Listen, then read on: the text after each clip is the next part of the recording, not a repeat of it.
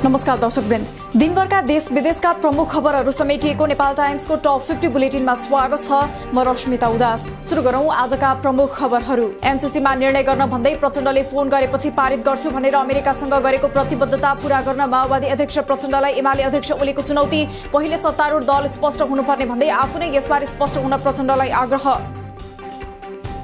यथास्थितिमा एमसीसीलाई समर्थन गर्न नसकिने एकीकृत समाजवादी अध्यक्ष माधव नेपालको अभिव्यक्ति। एमसीसी बारे जनतालाई स्पष्ट पार्नुपर्ने चुनौती रहेको दावी। सम्झौता मिति पर सार्दा उत्तम हुने तर्क। कांग्रेसले अधिवेशन गर्न बाँकी 16 जिल्लाको अधिवेशन फागुन 13 गते गर्ने। सभामुख अग्नि सापकोटाले एमसीसी सम्झौता संसदमा पेश गर्नुपर्ने कांग्रेस प्रवक्ता डाक्टर प्रकाश शरण महतको भनाई। एमसीसी बारे देश अनुसार अलग अलग नीति बनाउनु नेपालकै लागि घातक हुने तर्क। एमसीसीको विषयमा राजनीतिक दलहरूबीच सहमति नभए पनि संसदीय प्रक्रियाबाट निकास दिनुपर्ने, नत्र गठबन्धन सरकार कांग्रेस र संसदको क्षमतामाथि नै प्रश्न उठ्ने कांग्रेस नेता डाक्टर शेखर कोइरालाको धारणा। आगामी स्थानीय तहको निर्वाचनमा कांग्रेसले एक्लै चुनाव लड्नुपर्ने तर्क। एमालेले 7 प्रदेशमा स्थानीय तह निर्वाचन तयारी, केन्द्रित प्रशिक्षण तथा अभिमुखीकरण कार्यक्रम गर्ने। प्रदेश 1 मा फागुन 1 र 2, मध्य प्रदेशमा 3 र 4, बागमतीमा 6 र 7 गते, गण्डकीमा 8 र 9, लुम्बिनीमा 11 र 12, कर्णालीमा 14 र 15 गते र सुदूरपश्चिममा 16 र 17 गते हुने। सरकारले संसदलाई निष्प्रभावी बनाएर राखेको एमाले अध्यक्ष केपी शर्मा ओलीको आरोप। आफूहरू संसदमा प्रतिपक्षीको प्रभावकारी भूमिका निर्वाह गर्न इच्छुक रहेको तर सरकारले संसद चलाउने वातावरण नबनाएको टिप्पणी। वैशाख 30 गते हुने निर्वाचनमा आफ्नो पार्टीले बहुमत ल्याएर स्थानीय तहमा निर्वाचित हुने एमाले अध्यक्ष ओलीको दावी। सत्तारूढ गठबन्धनलाई मतपत्र च्यात्ने सपना नदेख्न पनि तर्क। गठबन्धन एमालेको वर्चस्व भएकै कारण स्थानीय चुनावबाट डराएको दावी। स्थानीय तहको निर्वाचनमा राष्ट्रिय मान्यता प्राप्त नगरेका राजनीतिक दलहरूलाई पार्टीको चुनाव चिन्ह नदिने कानूनी व्यवस्था विरुद्ध विवेकशील साझा सहित 24 साना पार्टीद्वारा संघर्ष समितिको घोषणा। पार्टीको चुनाव चिन्ह प्रयोग नदिने कानूनी व्यवस्था अन्यायपूर्ण भएको ठहर। आफ्नो मन्त्रालय अन्तर्गतको अतिक्रमणमा परेका राज्यको सम्पत्ति फिर्ता ल्याउन नसके आफू 1 सेकेन्ड पनि मन्त्री पदमा नबस्ने पर्यटन मन्त्री प्रेम बहादुर आलेको भनाई। सरकारी नियुक्ति पाएका कर्मचारीहरूले अन्य व्यक्तिहरूसँग बसेर सेटिङ गरेको भेटिएमा सह्य नहुने चेतावनी। आफ्नो पार्टीको एजेन्डा हिन्दू राष्ट्र हुने राप्रपा छाडेर नयाँ पार्टी गठनको तयारीमा रहेका नेता कमल थापाको दावी। एमसीसी आफैमा आपत्तिजनक नभएको भन्दै यसबारे उठेको आशंका र प्रश्नहरूको हल गर्नुपर्ने तर्क। निर्वाचनमा एमालेसँग सहकार्य गर्ने सम्भावना रहेको पनि उल्लेख। नेपाल बार एसोसिएसनले पुनः प्रधान न्यायाधीश सोलेन्द्र शमशेर जबराको राजीनामा माग गर्दै आन्दोलन चर्काउने। हाल भर्चुअल रूपमा हुँदै आएको आन्दोलन आगामी फागुन 1 गतेदेखि भने भौतिक रूपमै सुरु गर्ने तयारी। गत मङ्सिर 1 गते मुख्यमन्त्री राजेन्द्र राईले विश्वासको मत लिएपछि स्थगित भएको प्रदेश 1 को प्रदेशसभा अहिलेसम्म बस्न सकिन। सत्ता गठबन्धनभित्रको आन्तरिक किचलोका कारण बैठक अनिश्चित। सरकारले बिजनेस नदिँदा बैठक बस्ने टुङ्गो नभएको सचिवालयको भनाई। नारायणघाट बुटवल सडक खण्डमा डीपीआरमा उल्लेख गरिए भन्दा बढी रुखहरू काटिएकाले गलत आँकडा पेश गर्ने र काट्न स्वीकृति दिनेहरूमाथि छानबिन गर्न संसदीय समितिको निर्देशन। आयोजनाको काम नै प्रभावित हुने गरी गलत आँकडा पेश गरिएको समितिको ठहर। नेपाल प्रवेश गर्ने ठूला मालवाहक सवारीले मापदण्ड र सडकको क्षमता भन्दा बढी माल वस्तुहरू बोके नबोकेको बारे नाकामै परीक्षण गर्न आग्रह। आयोजनाहरूलाई निर्धारित समयमा सम्पन्न गर्न भुक्तानी समस्या देखिएकाले समस्या समाधान हुने गरी बजेट व्यवस्थापन गर्न निर्देशन। नेपालमा आज 20,000 बढीमा गरिएको परीक्षणमा थप 1128 जनामा कोरोना संक्रमण पुष्टि हुँदा 2215 जना निको भए।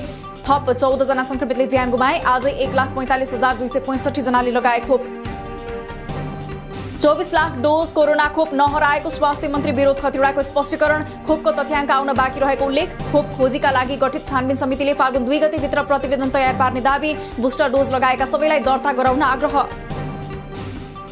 सरकारले 18 वर्ष उमेर पूरा भएका सबैलाई बुस्टर डोज खोप दिने। अहिलेसम्म 4,65,6720 डोज खोप प्राप्त भइसकेको र 3,48,25,601 डोज खोप लगाइसकिएको उल्लेख। 12 वर्षदेखि माथिका सबै नेपालीलाई आगामी वैशाख मसान्तसम्म खोप लगाइसक्ने स्वास्थ्य मन्त्री विरोध खतिवड़ाको भनाई। हालसम्म 12 वर्षभन्दा माथिको लक्षित जनसङ्ख्याको 77% ले पहिलो मात्रा र 69% ले पूर्ण मात्रा खोप पाएको उल्लेख। चालु आर्थिक वर्ष 78-79 को पहिलो 6 महिनामा कोरोना रोकथामका लागि झण्डै 10 अर्ब रुपैयाँ खर्च। संघीय सरकारले सबैभन्दा धेरै 7 अर्ब 74 करोड 53 लाख रुपैयाँ खर्च गरे। संक्रमण दर र अस्पताल भर्ना हुनेहरू घट्दै गएपछि नेपालमा तेस्रो लहरको जोखिम टर्दै गएको जनस्वास्थ्यविदहरूको अनुमान। निषेधाज्ञा खुलेसँगै संक्रमितको संख्या बढे पनि धेरै बढ्न नसक्ने आकलन। मृत्युदर भने बढ्दो रहेको भन्दै अन्य भेरिएन्टको जोखिम कायमै रहेको विज्ञहरूको भनाई। सर्वोच्च अदालतले आगामी फागुन 1 गतेदेखि नियमित रूपमा सबै प्रकारका सेवा सञ्चालन गर्ने। सर्वोच्चको पूर्ण बैठक फुल कोर्टले आइतबारदेखि सबै प्रकारका सेवा सञ्चालन गर्ने निर्णय गरेको अदालतका प्रवक्ता बाबुराम दाहालको भनाई। सबै क्याम्पसहरूलाई स्थगित गरिएका परीक्षा र कक्षा सम्भव भएसम्म आइतबारदेखि भौतिक उपस्थितिमा सञ्चालन गर्न त्रिवीको निर्देशन। स्थानीय तहको समन्वयमा सम्पूर्ण स्वास्थ्य मापदण्डभित्र रही कक्षा सञ्चालन गर्न आग्रह। त्रिभुवन विश्वविद्यालयका अध्यापकमाथि आक्रमण गर्ने नेवी संघका कार्यकर्ता विरुद्धको मुद्दा फिर्ता लिने सरकारको तयारी। मुद्दा फिर्ताको कानूनी प्रक्रिया पुर्याउन जिल्ला प्रशासन कार्यालय काठमाडौँद्वारा प्रारम्भिक प्रतिवेदन तयार गरी गृह मन्त्रालयमा पेश। केही साता सम्पर्कविहीन भएर काठमाडौँ फर्किएका व्यापारी अमित अग्रवालले विभिन्न धम्कीहरू आइरहेको भन्दै आफ्नो सुरक्षाका लागि काठमाडौँ प्रशासनमा दिए निवेदन। लकडाउनका कारण आफ्नो व्यापार नचलेको उल्लेख गर्दै व्यापार फेरि चलाएर ब्याङ्कहरूको ऋण तिर्ने प्रतिबद्धता व्यक्त। दाङ तुलसीपुरको इरम फुटवेयर जुत्ता चप्पल पसलको गोदाममा 5 जनाको ज्यान जाने गरी भएको आगलागीको घटनाको शोकमा आज तुलसीपुर बजार बन्द। मृतक सबैको शनाखत उचित राहतका लागि 3वटा सरकारसँग माग गरिएको च्याम्बर अफ कमर्सको भनाई। बीमा कम्पनीहरूमा कार्यरत धेरै कर्मचारीहरूको शैक्षिक प्रमाणपत्र नक्कली रहेको सूचना पाएपछि बीमा समितिद्वारा छानबिन सुरु। कम्तीमा 25% कर्मचारीहरूको शैक्षिक प्रमाणपत्र नक्कली हुन सक्ने अनुमान। चितवनको भरतपुर अस्पताल र पुरानो मेडिकल कलेज बीच देखिएको जग्गा भाडा विवाद थप लम्बिने। अस्पतालले सम्झौता विपरीत रकम मागेको भन्दै कलेज अदालत पुगेपछि आंशिक दाबी पुग्ने चितवन अदालतको फैसला। अस्पताल सप्रमाण दाबीसहित आए सोही बेला निर्णय हुने अदालतद्वारा उल्लेख। ललितपुर महानगरपालिका 27 सुनाकोटीको बालकुमारी मन्दिरबाट गएको माघ 9 गतेदेखि हराएको मूर्ति भेटियो। मूर्ति भेटिएपछि सुनाकोटीवासीले बाजागाजासहित सिन्दूर जात्रा गरी खुसी साटे। पानी पार्ने प्रणाली बाहिरिन थालेसँगै तापक्रम बढ्न थाल्यो। बिहान र बेलुका चिसो भए पनि दिउँसो पारिलो घाम लाग्ने गरेकाले गर्मी बढ्यो। बागमती, गण्डकी र प्रदेशका केही ठाउँमा आज हल्का पानी पर्न सक्ने। प्रदेश र स्थानीय तहहरूले कर्मचारी माग नगरेकाले कर्मचारी छनौट प्रक्रिया सुरु गर्न ढिलाइ भएको प्रदेश लोकसेवा आयोगको भनाई। पहिलो चरणमा राजपत्र अनङ्कितका लागि विज्ञापन गर्ने तयारी रहे पनि कहिलेसम्म विज्ञापन हुन्छ भन्नेमा अन्यल कायमै। कोरोनाको तेस्रो लहरका कारण माघ पहिलो हप्तादेखि बन्द रहेको पशुपतिनाथ मन्दिर आजदेखि भक्तजनका लागि खुला गरियो। करिब 23 दिनपछि खुलेको पशुपतिनाथ मन्दिरमा दर्शनका लागि भक्तजनको भिड। महाशिवरात्रि नजिकिएपछि भक्तजनको चहल पहल बढ्यो। नेपालमा पछिल्लो दशकमा बाल श्रमको स्थितिमा सुधार आए पनि अहिले पनि इट्टाभट्टा, गलैँचा कारखाना र मनोरञ्जन लगायतका क्षेत्रमा 11 लाख बालबालिका श्रम गर्न बाध्य। प्राथमिक तहको खुद भर्ना दर 64%बाट बढेर 97.1%। बाल मृत्युदरमा पनि उल्लेख्य सुधार। चितवनमा निर्माणाधीन सडकको खाल्डोमा फसेर एकसिङे गैंडाको मृत्यु भएको विषयमा गठित छानबिन समितिद्वारा चितवन राष्ट्रिय निकुञ्जका कर्मचारीहरूलाई समेत कारबाहीको सिफारिस। वन रक्षकदेखि डिभिजन वन कार्यालय अन्तर्गतका कर्मचारीलाई स्पष्टीकरण सोध्न आग्रह। चितवनको राप्ती नगरपालिका 6 स्थित अनिता पशुपक्षी कृषि फर्ममा बर्ड फ्लू रोगको संक्रमण देखियो। फर्ममा 2000 कुखुरा फर्मको 100 मिटर वरपर रहेका पंक्षी नष्ट गरियो। शंकास्पद फर्महरूको नमुना संकलन गरी परीक्षण गरिने। विगत 45 वर्षदेखि लाल पूर्जाविहीन काभ्रे भुम्लु गाउँपालिकाका करिब 1200 परिवारको जमिनबारे छानबिन गरिने। आगामी फागुन पहिलो साताभित्र पुनः टोली फिल्डमा पठाइने। नापी कार्यालयद्वारा निवेदन बुझ्ने काम भए पनि थप प्रक्रिया अघि बढेन। देशमा भएको सरकारी रोजगारीमा रहेका विदेशी कर्मचारीलाई हटाई आफ्ना नागरिकलाई रोजगारी दिने कुवेती सरकारको योजना यही अगस्तसम्म पूरा हुने। देशमा भारतीयहरूको संख्या घटाउने कुवेत सरकारको योजना। गएको हप्तादेखि हिमपातका कारण बन्द भएको शहीद मार्ग सञ्चालनमा आयो। हिमपातकै कारण बन्द भएको मध्य पहाडी लोकमार्गको लुकुम पाती हालना खण्ड भने अझै सञ्चालनमा आउन सकेन।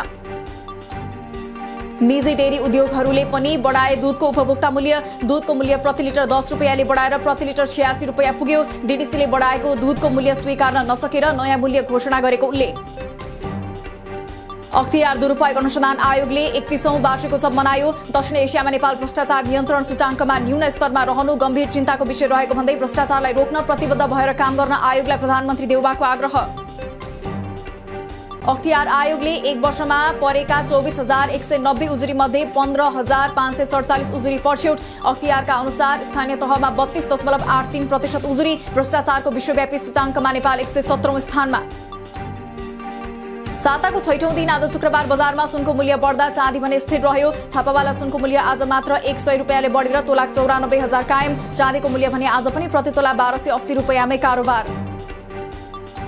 पछिल्लो एक साता शेयर बजार मापक नेप्से परिसूचकमा 75.18 अङ्कको गिरावट आएर 2801.56 बिन्दुमा पुग्यो। नेप्से परिसूचकसँगै लगानीकर्ताको सम्पत्तिमा पनि गिरावट आउँदा 1 खर्ब 5 अर्ब 73 करोडले सम्पत्ति घटेर 39 खर्ब 59 अर्ब 64 करोडमा पुग्यो। 4 देशीय T20 श्रृङ्खलाको पहिलो खेलमा ओमान विरुद्ध नेपालको रोमाञ्चक जित। दिपेन्द्र ऐरीको उत्कृष्ट इनिङको मद्दतमा नेपालले ओमानलाई 6 विकेटले हरायो। ओमानले दिएको 136 रनको लक्ष्य नेपालद्वारा 19.3 ओभरमा 4 विकेट गुमाएर पूरा। नेपाली राष्ट्रिय फुटबल टोलीका डिफेन्डर अनन्त तामाङ भारतको इन्डियन सुपर लिग ISL को स्पोर्टिङ क्लब इस्ट बंगालमा अनुबन्धित। अनन्त ISL खेल्ने पहिलो नेपाली खेलाडी समेत बने। उनको टोलीले लिगमा अब 4 खेल खेल्न बाँकी। शहीद स्मारक ए डिभिजन लिगमा रेलिगेसन जोनमा संघर्ष गरिरहेको फ्रेन्ड्स क्लबले पहिलो जित दर्ता गर्ने क्रममा ब्रिगेड बोइजमाथि 5-2 को शानदार जित निकाल्यो। पहिलो जितसँगै पुछारमा रहेको फ्रेन्ड्सले तत्कालका लागि रेलिगेसन जोन छाड्यो। श्रीलङ्कासँगको पहिलो T20 क्रिकेटमा अस्ट्रेलिया डकवर्थ लुइस नियमको आधारमा 20 रनले विजयी। वर्षाले प्रभावित खेलमा 19 ओभरमा 142 रनको लक्ष्य पछ्याएको श्रीलङ्काले निर्धारित ओभरमा 8 विकेट गुमाएर 122 रन मात्र बनाउन सक्यो। रूस र पश्चिमा देश बीचको तनाव कम गर्न रूसले युक्रेनसँगको सीमाबाट सेना हटाउनु पर्ने बेलायतको भनाई। युक्रेनी सीमामा रहेका फौज र उपकरणहरू खतरनाक सुरक्षा चासोको विषय बनेको प्रतिक्रिया। युक्रेनमा रहेका आफ्ना नागरिकलाई तत्काल देश छाड्न अमेरिकी राष्ट्रपति जो बाइडेनको आग्रह। परिस्थिति नाजुक बन्दै गएको भन्दै रूसले युक्रेनमा हमला गरे। अमेरिकीहरूको उद्धारका लागि सेना नपठाउने उल्लेख। समुद्रसँगको आफ्नो पहुँचमा रूसले अवरोध पुर्याएको युक्रेनको आरोप। यमनको सीमा नजिकैको आभा अन्तर्राष्ट्रिय विमानस्थललाई लक्षित गरी ड्रोन विस्फोट गराउँदा कम्तीमा 12 जना घाइते। आक्रमणमा हुती विद्रोहीहरूको संलग्नता रहेको अनुमान। र अज्ञात बन्दुकधारीहरूले लिबियाका प्रधानमन्त्री अब्दुल हमिदलाई आक्रमण गरेको लिबियाको आन्तरिक मामिलाको दाबी। आक्रमणमा कुनै हताहत नभएको पुष्टि गर्दै देशको राजनीतिक घटनाक्रम विरुद्धको विरोधपछि उक्त घटना भएको उल्लेख। दिनभरका देश विदेशका प्रमुख खबरहरू समेटिएको नेपाल टाइम्सको टप 50 बुलेटिन अहिलेलाई सकियो। हामी भोलि टप 15 समाचारका साथ उपस्थित हुने नै छौं। नेपाल टाइम्सको युट्युब च्यानल सब्स्क्राइब गरिदिनु भएकोमा र फेसबुक पेज लाइक गरिदिनु भएकोमा धन्यवाद। ताजा खबरहरू नेपाल टाइम्सको अनलाइन पोर्टल www.nepaltimes.net मा पनि गएर हेर्न सक्नुहुनेछ। नेपाल टाइम्स हेर्दै गर्नुहोला। नमस्कार।